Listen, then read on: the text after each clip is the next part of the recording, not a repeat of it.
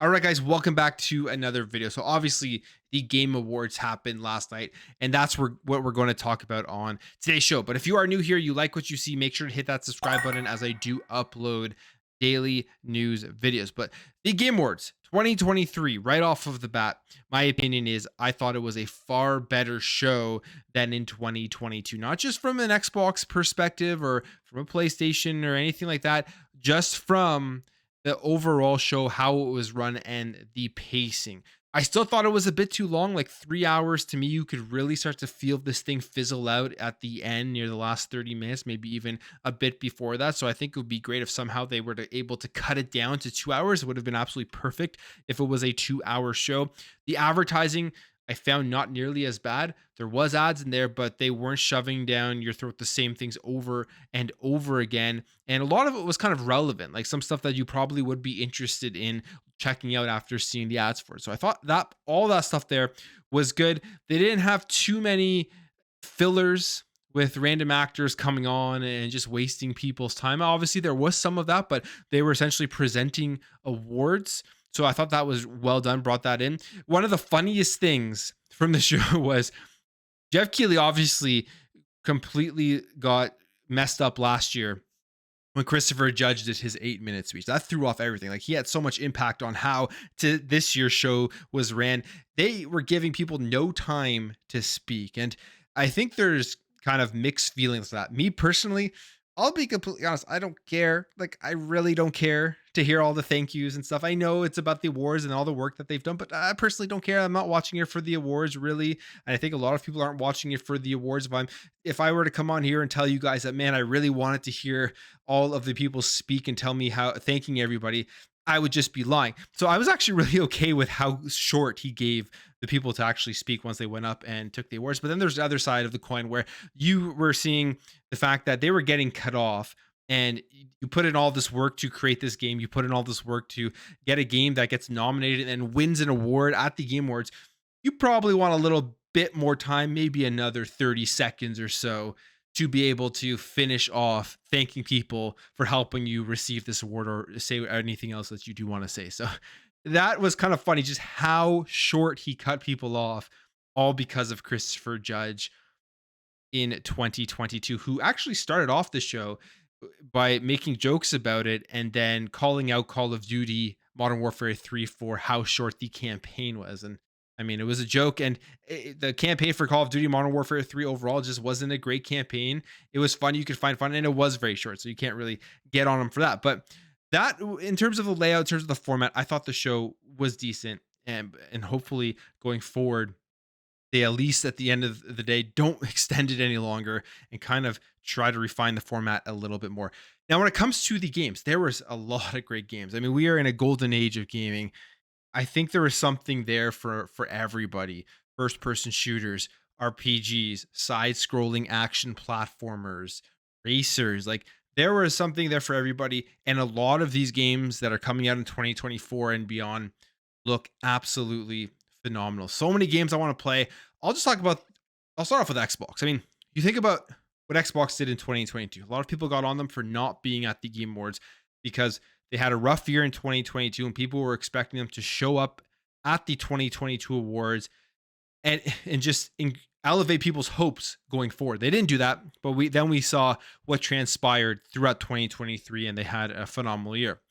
But this year, they showed up in a huge way. So the big announcements, if you didn't watch, from Xbox this year was they officially revealed the Kojima game that is being worked on exclusively for the Xbox ecosystem, titled OD. Now, the trailer itself doesn't tell you really anything about the game other than it's probably going to be a psychological horror thriller style of game.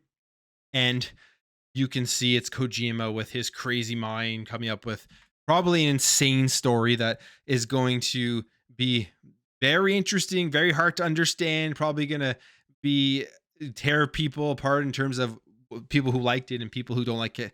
I mean, that's kind of what this trailer seems like, but we will end up seeing. I mean, I'm someone who liked Metal Gear. I absolutely disliked Death Stranding, so I'm hoping that OD is a Kojima game that I do enjoy. But him up there and all that part of it from Xbox, to me, out of everything that they showed and announced, was the weakest part, because I feel like we knew this game was coming and we don't know anything more about the game other than Kojima is working on an Xbox game, which we already knew. It's titled Overdose or OD, which we kind of already knew because of all the leaks. And I guess we also found out that Jordan Peele is working with Kojima on the game. And I forget if that was in a previous leak or not, but that was Overdose, that was OD, and I'm sure we'll see a ton more of that in 2024 and beyond that, depending on when this game does release. Now, the next one here I want to talk about is Hellblade, because they showed off Hellblade 2 again, and this time they really delivered with the Hellblade trailer. They did everything I wanted them to do the next time that we were going to see Hellblade. We've seen how good this game is going to look from previous stuff that they have shown. It's going to be one of the best looking games on Xbox throughout this entire generation, and probably one of the best looking games to release in gaming this generation. So they showed off another trailer, and again, they highlight just how beautiful, how in depth, how detailed this game is going to look. It's actually pretty crazy if what we are seeing in these trailers actually fully translates to when we're playing it on our Xboxes.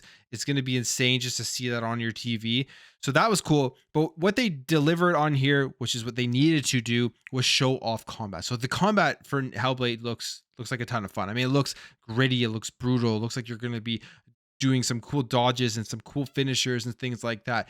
As I've talked about Hellblade previously on this channel, I'm not the biggest fan of the first game. It just didn't capture me. It was boring. I found the gameplay to be boring. I understand why people love the game. The concept of it was very cool.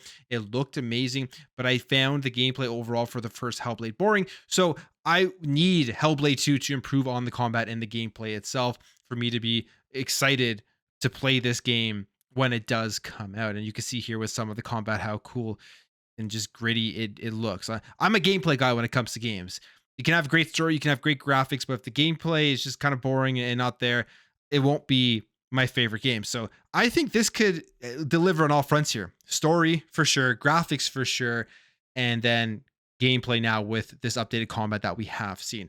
And the other thing they did here, which I love to see, which is what I said Xbox has to do on all of their first party games going forward now for the rest of this generation, is show these games off on the Xbox Series X, where their core customers are on the Xbox consoles. And you can see here right at the bottom, as soon as the trailer starts, it says in-game footage captured on the Xbox Series X. So what we are seeing here with these graphics, with this gameplay, with the combat, is what we should be expecting on our Xbox Series X. So very, very cool to see.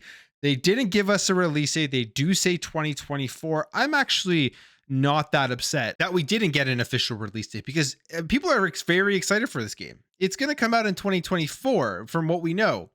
But if they give us a release date for, let's say, March, and then they have to delay it to May or June or July, or they give us a June release date and they have to delay it until September or October, that is just going to be bad PR. That's going to reduce some of the hype for the game. It's going to get all those articles out there saying what's going on in Ninja Theory. Xbox can't handle publishing or developing or managing their games, and they want to avoid all that. So I get why they haven't given us the official date yet in 2024. I feel like they know when it's coming out, but they'll tell us when the game is essentially done. Like it's literally about to go gold, and they'll tell us and they'll give us that date so they do not miss that date. So I'm actually okay with this game not giving the official release date, but if it gets pushed on beyond 2024, then that will be something to talk about. But the game looks phenomenal. This is going to be a blockbuster hit, I think, for Xbox going into next year, into 2024, and one of the numerous first party games that they have upcoming. Now, the next and the final game that they announced was a premiere game, was a world premiere, and it was something that was really rumored about that came true. And it's huge. I mean, this is a massive announcement for Xbox, and that is that Marvel's Blade is in development at Arcane Studios. And this is what Xbox needed. They have delivered here to have that third person action adventure game to be able to take on the likes of the Spidermans, of the God of Wars, The Last of Us, the Uncharted, like that. This is what Xbox needs. And I think Blade is going to be one of those games that will be able to do that. It's coming from Arcane Leon, who is phenomenal in the games that they have made. And I have no doubt that this is going to end up being an awesome game from Xbox first party. So they didn't show anything really, just a quick trailer. You kind of get a look at it. The one thing I would say, I wouldn't say disappointed, but I would say surprised about is I don't even know if I should be surprised because it is from Arcane, is that they are going with that more cell shaded style of graphic style. You can see it here. I was thinking if they're going to do a Blade game, they're probably going to want to use more realistic graphics, make it very mature, and take on graphic styles such as like what some of the PlayStation first party games do. But they're going with that Arcane graphic style. And from seeing this trailer, I'm actually okay with it. It looks great. And I just can't wait to see this with some gameplay. What are they going to do? We know that they've done vampires, and we know that their other games are good, like the Dishonored series. So how are they going to transfer from making games like Dishonored, making games like Deathloop, into making now a third person action adventure game with an iconic character? So they're going to have that pressure as well. These are characters that people love, and they're going to have expectations for these characters. So they're going to have to deliver on that. But I think Arcane can absolutely do it. One of the weirdest things, though, about this entire trailer, which is like, I don't know why Xbox makes these mistakes, but why is there no mention here at all about Xbox? We know this is an Xbox ecosystem exclusive game. Like, this isn't coming out on other platforms. This is where Game Pass is. But they don't even have Xbox here on the ending title screen. And you know what's going to happen now. Up until maybe Phil Spencer has to come out and say Blade is not coming out on PS5. You're going to have articles. You're going to have people talking about, well, is Blade coming over to the PlayStation? Here are all the conspiracy theories as to why this may happen. So it's just weird why they didn't put an Xbox logo on there, but it is what it is. Now, there were some other great announcements at this show. One of them comes from PlayStation, and I think this is awesome. They started the show off with this. I think this was like the first or second announcement or something. It was at the start. And free God of War Ragnarok DLC is out next week, coming to PS5 and I believe PS4 as well. But it is a rogue light or a rogue like style game, DLC game for God of War Ragnarok called God of War Valhalla. And this is great because it's free. And I mean, when I first saw the trailer pop up, I was like, okay, more of the same. I love God of War. I really did enjoy Ragnarok. I loved 2016. I've played all the older God of Wars on like PS2 and PS3. And it's a franchise from PlayStation that I always end up playing. But when I saw the trailer, I knew exactly it was God of War. And I was thinking, is this just going to be like a $30 DLC? Which the first thing that came to my mind is I'd much rather than have a $30 or $40 DLC from Sony Santa Monica, them go out and try something new and give us an announcement for a new IP. But then the trailer ended off and it was free DLC coming out to everybody. And it was coming out, I believe, very soon. Next week, it comes out December 12th. I'm like, okay, this is a good announcement for PlayStation. I know it's more of the same. I know it's the virtuous cycle stuff, but it's just more content that nobody has to worry about paying for. Great on PlayStation for giving that out for free. Then there's this announcement here, which this may be my favorite, at least in the top 3 announcements out of the entire Game Awards show, and that is Sega's announcement. I got so pumped up when I saw this. They are bringing back 5 older IPs and all great games, and they are remaking them. It looks like they were making these from the ground up.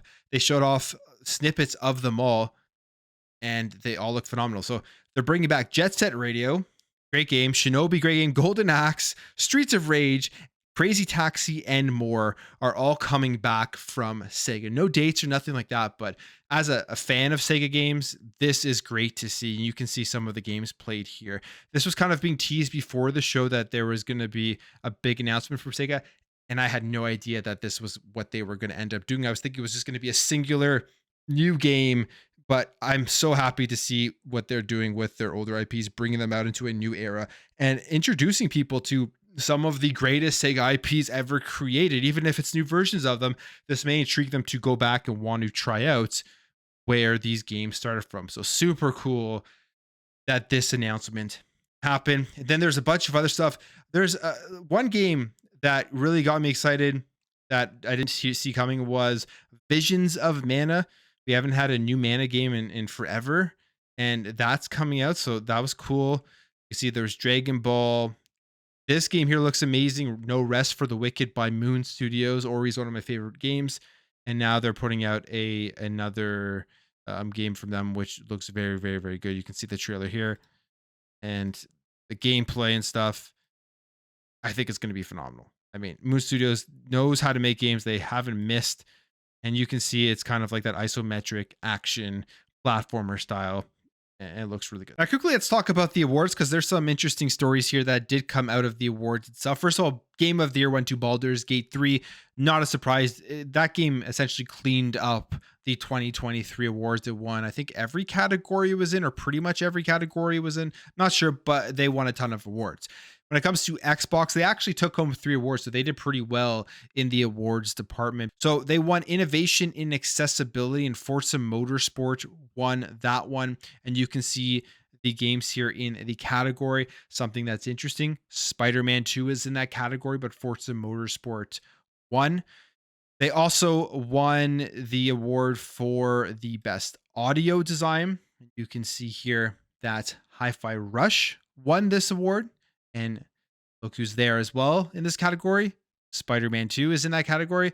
And then finally, they won the best racing game award, a sports/racing game award with Forza Motorsport. And you can see all the other players in there as well.